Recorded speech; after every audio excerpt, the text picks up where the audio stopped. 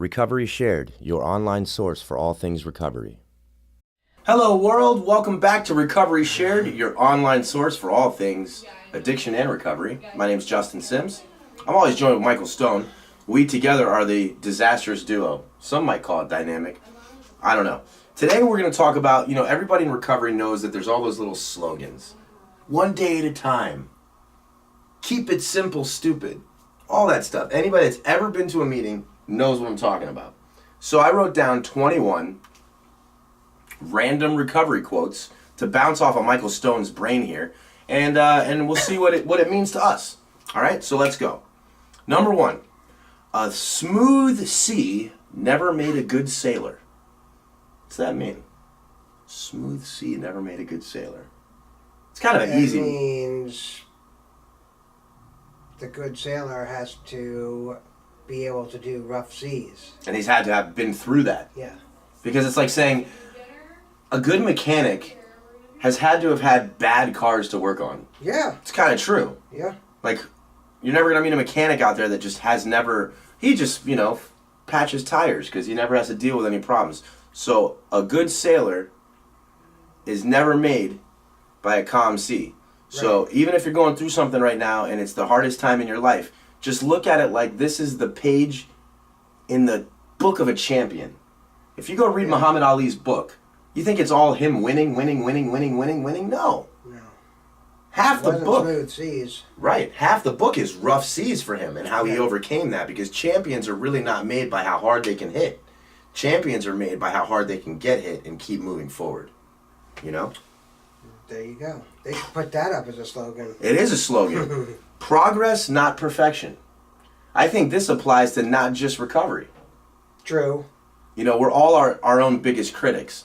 I'm going to use Michael Stone as an example because he's the only one in the room for me to pick on right now besides myself. But this is a guy that has such a crazy, consistent, healthy routine that I think you hold yourself to a real high standard. And that sometimes, and correct me if I'm wrong, you probably are overly critical of yourself. I'm progress, not perfection. So you do live in that progress, Absolutely. not perfection. Perfection doesn't interest me.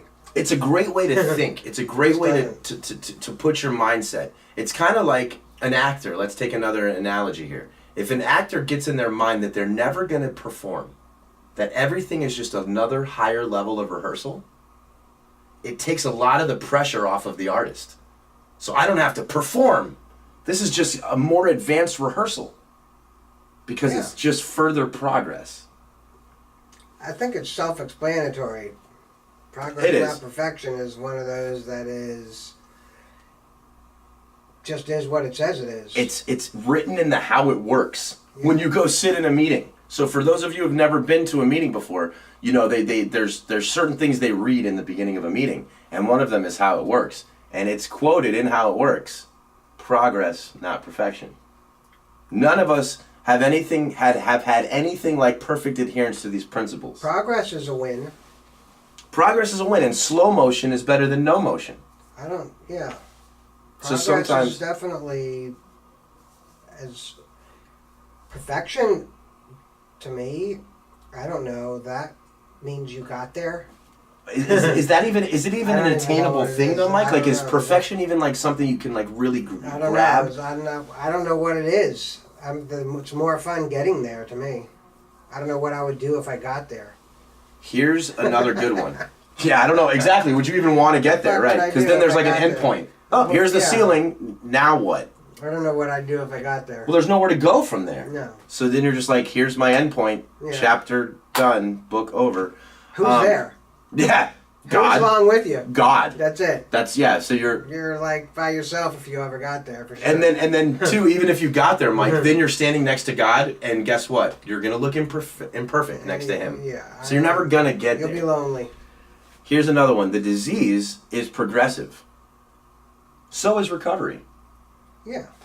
I love that one. The disease is progressive, so is recovery. We don't really hear that in meetings. We hear about how the disease of addiction or alcoholism is progressive, meaning that it gets worse over time. So bad habits out there, if you young kids watching, if there's a friend of yours that's always that kid that wants to stay at the bar later, or always at the club later, or never really knows when to stop drinking, That could be someone that we're going to see in the rooms in a few years because those bad habits progress over time into really big issues. But so does recovery. Recovery is progressive too. So if you buy into this better design of living, your life will grow. Just like the disease, when you're fueling the fire all the time, the problem gets bigger, the solution gets bigger too. So that's the hope for us.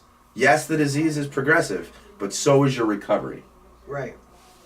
Here's another one. Turn I wish into I will. Turn I wish into I will. How many people did that in active addiction? I really wish I had a 20 bag of cocaine right now. We did that, but we turned that wish into getting it by any means necessary. If I gotta rob you, steal from her, lie to him, screw this guy over to get that, we did it. Right. So don't wish you had a better life. Don't wish you had a... I don't remember that one, but I don't wish at all. Right, because you're a go-getter, you're a doer. This is a program of action. Yeah. We can all sit there and wish all we want. I really wish I could be on a podcast with a successful businessman. I could, if that was the case, Mike, I'd still be in a dark room not knowing you wishing. Yeah. Wishing's nonsense. You got it. God gave us hands and feet to move and produce. He gave you the oars. Row the fucking boat. Yeah. Yeah, there you go. Here's another one. When in doubt. Don't. When in doubt, don't. That's definitely one I'm still in progress on. I think we all are. But yeah, because, I mean, if you're even questioning a decision, like, should I do this? Should I not do this? Don't do it right then. You should probably pass it through other people in your life, get their opinion, other people that have no self-seeking interest. Just people that want you to be the best you can be. I know this much. I know that if I go to Michael Stone and go, hey, Mike, I'm thinking about buying, I don't know, I'm buying this gift for my wife. What do you think? I know that you're not going to tell me what I want to hear.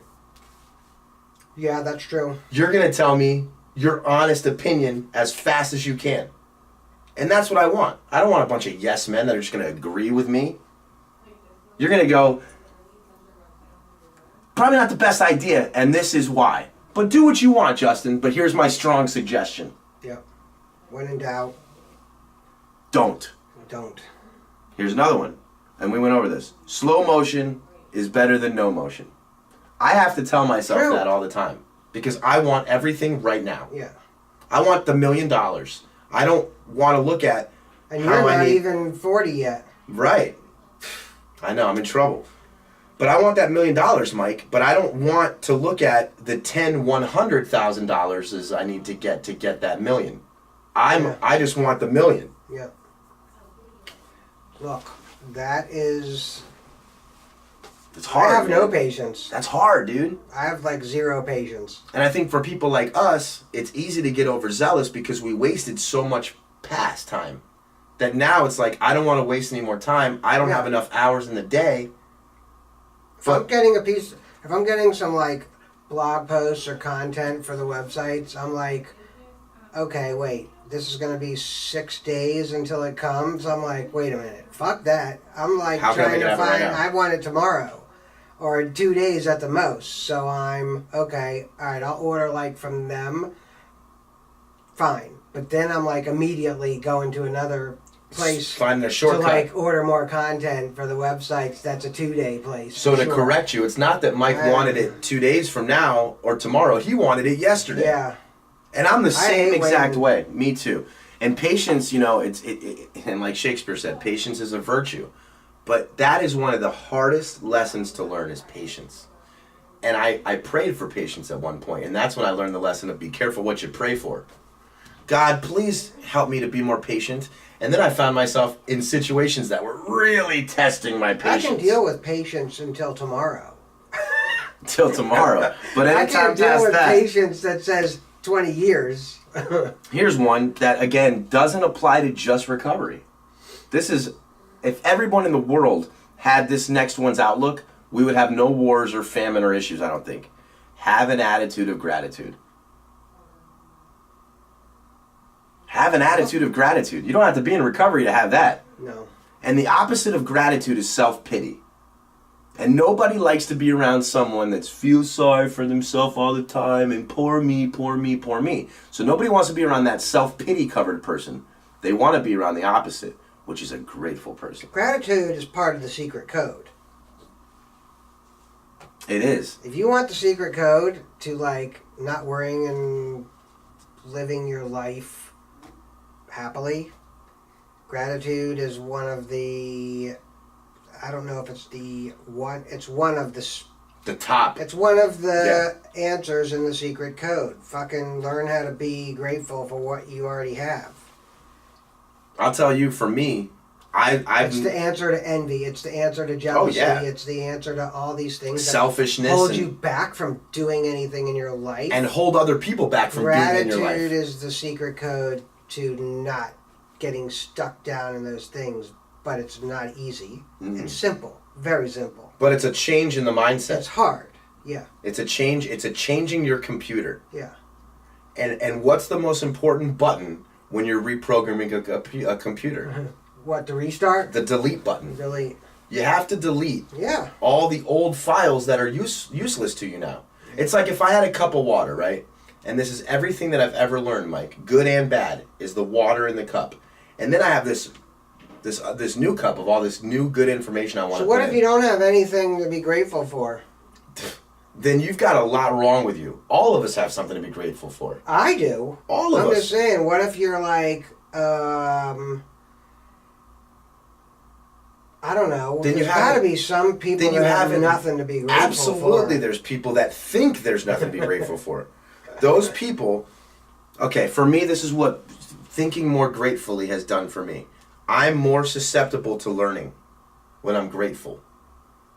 Meaning, man, instead of looking at like, I have to go film with Mike today. So what if your I wife get to go film with Mike today. Your kid fucking died and you were fucking sick, fatal illness, all three at the same time. What do you have to be grateful for? I'm grateful that I had that time with him. Yeah, that's true. I'm grateful that I had that time. Yeah. Like, I can look at, man, I only got 30 years with my dad. 35 years with my dad. I can look at it that way, Mike. Or I can look at it going, I got 35 years with him. That's how you look at something. Yeah, it's all about perception. Yeah. And for me, when my perception changed, my ass followed. Yeah. Once the perception changed, the situation changed. But the more grateful I am, the more open my mind is. That's one thing I've learned. It's the key. Acceptance and being grateful. Acceptance is another part of the key. I'm sure you've heard this one, Mike. The secret code. It's a simple program for complicated people. Right. It's really simple. We're the ones that complicate it. It's very simple. When I first looked at the steps, I was looking at it from an intellectual angle. I was trying to outmaneuver it. I was trying to outthink it. But it's not, and then my sponsor was like, it's not an intellectual program, Justin. This is a spiritual fellowship. Yeah. Stop approaching it with your brain. It doesn't work if you do. Yeah, that's where he stopped me in my tracks. It would not have worked for me if I would have continued on that. You can't analyze anything about any of it. And I was like over analyzing it. I think a lot of people in the rooms do that. Yeah. How can I, and that's where they talk about the easier, softer way. I was trying to manipulate it's not fucking complicated. To my needs. Don't use drugs. Get some spirituality. If you can follow directions, help other people. You'll make it. How is that hard? How is that not simple? Here's another one, and it goes right to, ties in with all this stuff we're talking about. Let go of old ideas. That's that computer reprogramming we're talking about. I just forgot all my old ideas already. You did. I don't think I have to let them go. And so did I. I think my memory already. But you let them go. Why, Mike? Why'd you let them go? Because they weren't useful to you any longer. Right. They were hurting you. Or I just forgot any of them already. But going back to that cup of water, Mike, if this is all this shit you've learned, this cup of water is every piece of knowledge Mike has, good or bad, and then he's got this new cup of all this good new information. If he just pours it in this cup, what's going to happen? It's going to overflow, right. Which means you're going to lose good and bad. So what you've got to do is hit that delete button. Yeah. Pour this cup out. Then you can pour all the new shit in. So you've got to hit the delete button. Get rid of those old ideas. Keep your recovery first to make it last. I like that one. You probably heard people in meetings, at least I have. Another hard one. Another really hard one. But you know what I've heard people in meetings say? But hard. I'm going to guess, but I think I'm accurate. Most important thing in Michael Stone's life is his family. Okay? Right? I would say. People in recovery say that if Mike doesn't put his recovery first, the thing that's most important to you is what you'll lose first. Or I'm sorry, you'll lose second. So you'll lose your recovery first, then you're going to lose your family. I'd say that they're all on... Number one is a mixture of three things, though. I don't know that one of them goes on top of the other. They're just all equally so important. Yeah, but you lose the others if you use, so... Yeah, you're going to lose what's important to you. Yeah. If your recovery goes. So if you put your recovery first, it's going to last, meaning over time. Right? And time stands for what? Things I must earn. Within a month, when I hit the rooms, I wanted to be able to raise my hand and go, 10 years, this guy. Doesn't work like that. Okay? Our stripes are earned. Yeah. We came because of our drinking, but we stayed because of our thinking. I love that one. Because that's certainly the case for me. I didn't come in thinking I was coming for my thinking. I was coming because I needed to put the cork in the bottle. Yeah. So I came in for my drinking, but I stayed for my isms. Now, I had a spiritual awakening, Mike. The desire for me to drink has been lifted. In fact, it's a turnoff to me, for the most part. Like, I don't... Yeah, I definitely don't go around thinking about taking oxys. Right, because you had a spiritual awakening, Mike. So when that psychological change happens, that's described in a lot of our texts, that has been lifted. Whereas you used to wake up like I did, and one of the first thoughts was, I need this. You don't think like that anymore. Neither do I. But... Right. But you have to stay. Right. Because there's certain things that don't go away. The isms. It's called alcoholism, not alcoholism. So, right, getting rid of the drugs or alcohol. Yeah, you take that out. 10 years later, you're still thoughts come into your head that are fucked up. And you still could be an asshole. Yeah. There's plenty of people in recovery that are not cool, not nice people. Right. They need to work on the thinking still, the isms. So once you take the alcohol or the drugs Not really away, in recovery, though. the job's not done. Right. So, if you're not constantly, like, being aware that you have two fucking things inside of you that are always there and are in anyone, and one of them is a inclination or desire to do shit that's purely physical need, or purely stupid fucking whatever. To escape reality. And your good fucking inclination that wants to do anything that's good, or godly inclination. It's two words, guys. Character defects. Yeah. That's what it is. That's what we stay for, to work on those things Yeah, that you you have said to are in there. It's not going to go away. It's a constant thing. Yeah. It's there for a reason. It's there because if you don't have a choice to choose between the two, you defeated the whole purpose of creation. If you looked at me, okay, here's a kid that Forgetting was addiction. drinking a lot, but I would manipulate people to get my drink and then manipulate further to continue drinking. If you take the drink away, guess what? I'm still a manipulator. Look, you're still one of the best manipulators if you've made it this far. Mm-hmm. And you have that... Classically trained manipulator. Right. Well, you could also call it sales. Yeah, or performance art. Yeah. Storytelling. Or lying. Right, so there's a fine line that somebody who's excels in manipulating is pretty good at sales. Sure. But that it explains that in our literature too, that our defects can also be our greatest attributes. Like I just said, that's so why you I could could be a sell great anything manipulator. to anybody, I think. But if he uses that gift for good, Yeah. He'd be the top salesman at any company. Right. All right, let's move on.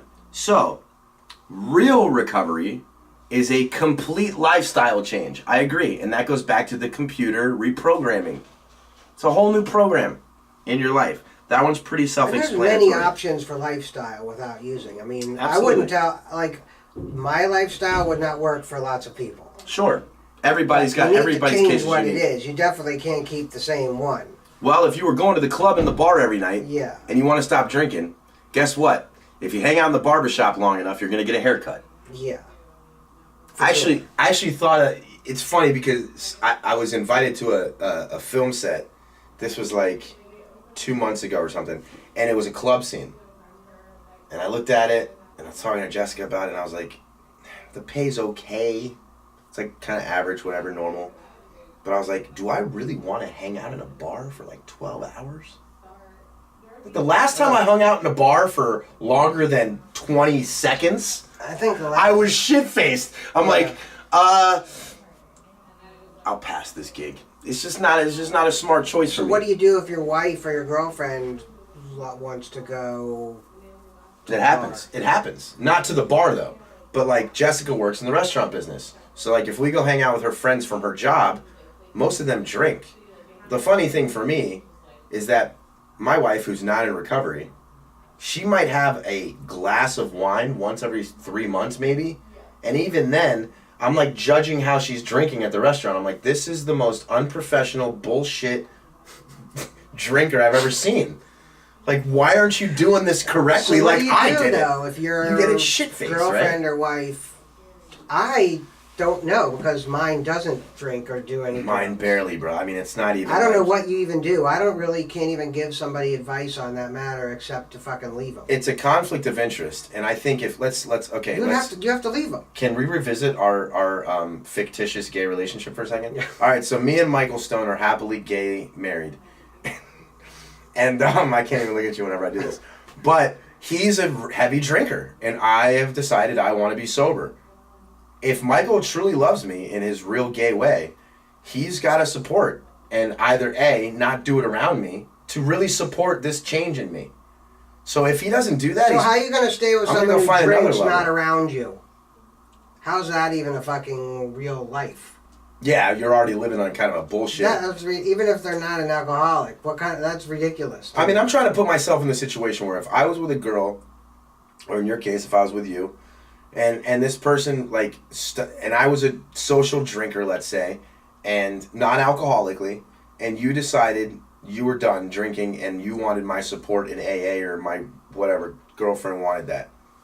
And I was like, yeah, I can do that, but I still like have my buddies that I like to watch the football game with and drink a beer. I would still do that probably, but I would not. But it's after a couple of years at least. But I would not like announce it to the I other would say you person. need to I wouldn't have- like put it in their face. How long have like you it would be been on my sober? me 2 years. So I'd say you need 2 years to have a girlfriend or a wife who fucking drinks. Yeah, it's got to be. I could do it. If Debbie was like something happened to her and she like. Well, yeah, but that's because you've had time. I wouldn't care if. That's because you've had time. It wouldn't bother me. If I didn't put myself in any situations where I was really even around alcohol. Yeah, you need 2 years For like, before you dude, can- I'm talking for like 9 months, dude. Yeah. I wasn't even around like an open container for like a person next to me. Like, I just didn't even want it. And it was funny, too, because probably the first 9 months of me being sober, I'd, like, go to restaurants and stuff, and I would smell alcohol. And it turned me off, dude. Yeah, it grosses me out. It turned me off. And I'm glad it did, and I'm glad it's continued to. Here's another one. We grow through what we go through. If your mind is right to take the lessons, some people go through shit. I mean, I got an individual in my life right now, a family member that's going through stuff, but the problem is this individual keeps going through stuff, but if you Doesn't learn his lesson? if you looked at the growth chart, there's like no progression. It's like, okay, so either you're a masochist and you like going through pain and drama, or you're a fool that's not seeing the lessons in your smacking you upside the head, or both. Or you're a foolish masochist. Look, world's full of them. Yeah, I mean, look, go through Where's the one that says this is not for everybody? I don't have that one written down. Say it. Lots of people are going to not be able to get this. Absolutely. And they're just going to use or drink themselves to death. And a lot of people it sucks, are going to judge. A lot of people judge too that you didn't get it how I got it. Yeah. So you're not as good as me. A lot of these recovery advocates out there are like, I think they should write their own big books. Yeah, some people just aren't going to get it. Some people are just destined to like fucking drink forever. But that's why we have winning and losing. Yeah. There has to be bad days to have good days. We don't have sunshine without rain. There's not life without death. There's not winning without losing. It sucks, but what side of the coin are you going to be on? I want to not be on the losing side. True. That's me. Okay. Behavior doesn't lie. It's another one. Behavior doesn't lie. Don't listen, right. So I don't want to hear what you have to say. What you can do is this. You can show me. That's it. I don't really care. What you say is irrelevant. But what you can do is, if you have somebody in your life, let me take Michael Stone's in my life. I can match what Michael says. Blip, blip, blip, blip, blip. These lie. And then I can match it next to what he does. Right. So if these two things match, it's probably somebody you want to work with. They don't even have to match exactly. Right. But if they're close, if they're in the same ballpark, yeah. Right. But if he's going, yeah, blip, blip, blip, blip, and then his actions are way not anywhere near this, and I can compare those two, his behavior's telling me the truth, not his mouth. Right. And that's not even all, that's not a recovery That's anything. thing. That's anyone. So when someone shows you their cards, yeah. Look at them and take note. Behavior doesn't lie. It's actually a reveal into the true person. So actions don't lie, and a new broom always sweeps good. So like when Mike hired me to work with him a few months ago, yeah, sure, the first 2 weeks I'm going to be you gotta super employee the first 2 weeks. You got to show me. But then the real person comes out. So how are you over time? Every employee's great the first month. And I got to show someone else. Right. You can't, no one's going to listen to like what you say. Well, people do. That's why this shit just goes on and on and on and on a lot of times. But until you learn, don't fucking tell me. I need to see it. Yeah, show us. And that's, I think, a lot of addicts, in treatment and stuff, like have a hard time with like, I feel so good inside after 30 days of this life change. Why doesn't my parents trust me? Why doesn't my family like run and throw a fucking parade for me because I'm not doing drugs anymore? Like, dude, it takes time. They gotta see it. I bet you my parents fucking still don't think I'm done. Look, I don't know. They might not. I mean, you obviously know your the intricacies of your relationship with your parents better than me. I can say this with my mom. My mom has just now come around in the last like 6 months. That might take 15 years. Dude, it took like 10,000 good deeds for her to like. They're happy. For like it to open, the door of possibility to open a little they're bit. Still thinking in the back of their head that fucking you're and can not we blame them? Totally trustable. And can we really blame them? I don't. No, because of the years of bullshit that we put them through. I don't blame them. Here's a great one. I love this one. And this is, again, Mike, this is not for just people in recovery. This is for anybody. Be someone that you want to be around.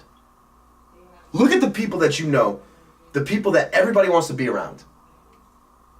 What are the common traits that all those people have? Then look at people that you know that nobody wants to be around those people. What are the common traits that they have? Copy this side. Yeah. Don't copy that side. I want to be, listen, I want to build a reputation. Unless you want to be like them.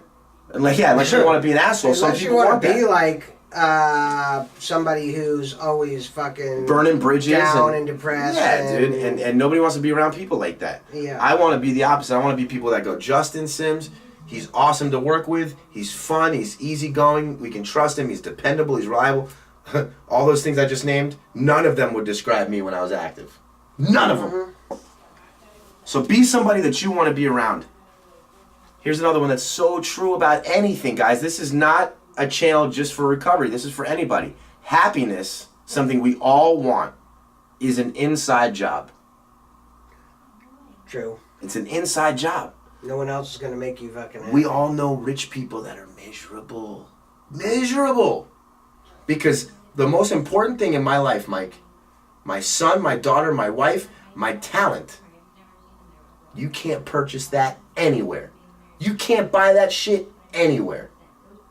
Look, I agree with that. I mean, happiness, Same thing with you. You've got to... You can't depend on another person to do it. Mike, you have a nice car. You have a nice house. Check this out. You have nice things. You have earned your life to live comfortably. But I could be happy living in a double wide. But check this I promise out. you I could be. When your little grandson and your granddaughter run in and see you, Yeah. all those things you own really don't mean shit. I would still And be compared happy. to that. I guarantee I would still be happy if I had to live in a fucking double wide trailer. Right.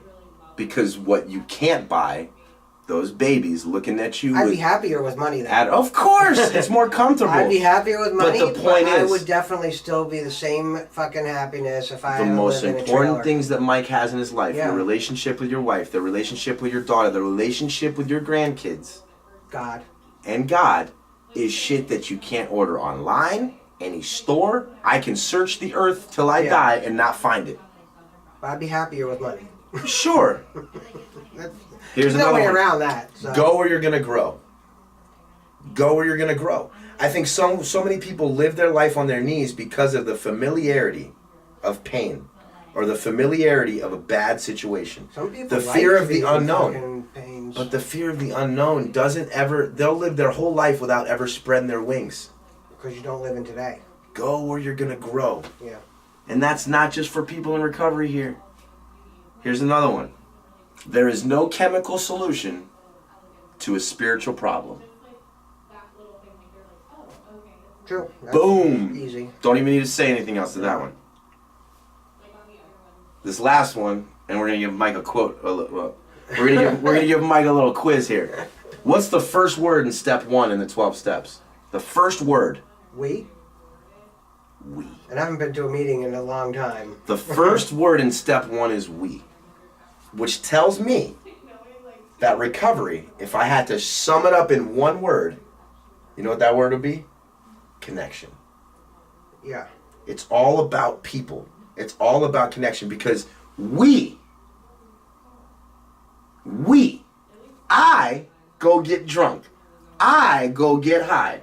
I relapse. We stay sober. Also, you don't really, like, I'm involved in things that I do on a daily basis, religious-wise. Most of the people there, they don't know about fucking, they're like older people. Yeah, old school. They really don't have any idea about my life. And that's your own. There's nothing I could even have a conversation with, really. And that's fine. There's people in my life. Listen, I have two worlds. People. You have two worlds, Mike. I have two worlds. I have the recovery world, which is like half the people I know, which is what keeps me alive. And then there's my professional artistic world, where probably half the people in that world know about this other world. Yeah. The other half the people may know at some point. I don't really give a shit at this point. You know what I mean? Yeah.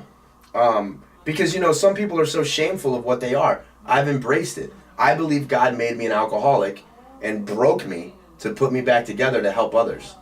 That's what I believe. Another one of the keys. That's what I believe. But it's not even, I know it.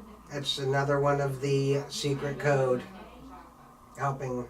It's a secret to me that I'm even doing the secret code. Listen, guys, all of these can apply to anything in your life, not even just recovery. And we'd love to hear from you guys in the comment section about any other really cool quotes. We'd actually love to do a show where we talk about the quotes that you guys put in the comments below. Don't forget to subscribe and hit that like button, because we need your help, guys. This is Recovery Shared, your online source for all things addiction and recovery. For Michael Stone, I'm Justin Sims. We'll see you next time.